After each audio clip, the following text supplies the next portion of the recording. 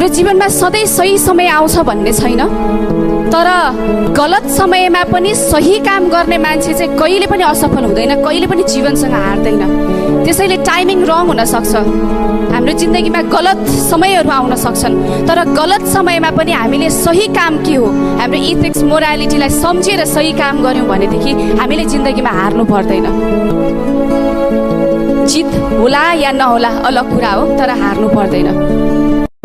हाम्रो जीवनमा सधैँ सही समय आउँछ भन्ने छैन, तर गलत समयमा पनि सही काम गर्ने मान्छे चाहिँ कहिले पनि असफल हुँदैन, कहिले पनि जीवनसँग हार्दैन।